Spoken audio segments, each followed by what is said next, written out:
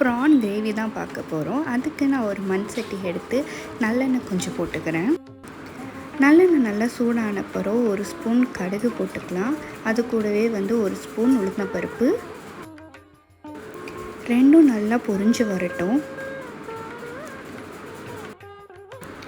நல்லா பொரிஞ்சு வந்தப்பறம் 2 பெரிய வெங்காயம் நறுக்கி வச்சுருக்கேன் பொடி பொடியாக. அது இதுக்குள்ளே சேர்த்து நல்லா வதக்கி விட்டுக்கலாம். தேவையான அளவு உப்பு போட்டு வதக்கிக்கலாம். இந்த கலரில் வெங்காயம் வந்தப்பறம் 3 டேபிள் ஸ்பூன் இஞ்சி பூண்டு பேஸ்ட்டு சேர்த்து ஆட் பண்ணிக்கலாம். நல்லா வதக்கி விட்டுருங்க. 3 சின்ன தக்காளி இதில் சேர்த்துருக்கேன்.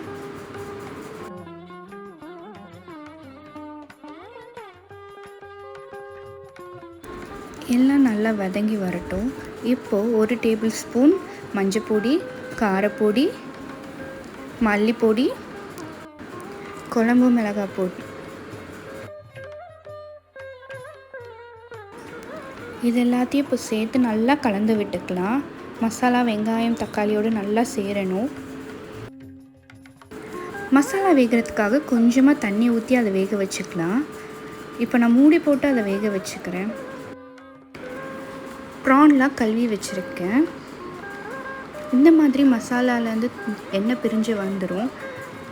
நல்லா கிளறி விட்டுக்கலாம். ஒரு வாட்டி நம்ம கிளறி விட்ட பிறகு இந்த ஸ்டேஜ் வந்தபோது நம்ம நம்மளோட ப்ரான்ஸை இதுக்குள்ளே போட்டுக்கலாம். நான் எடுத்துருக்கிறது நீ குட்டி குட்டி ப்ரான்ஸு, நல்ல டேஸ்ட்டாகவும் இருக்கும். குட்டி ப்ரான்ஸ் எல்லாம் போட்டு நல்லா ஒரு வதக்கிக்கலாம். மசாலாவோட ப்ரான் நல்லா சேரணும்.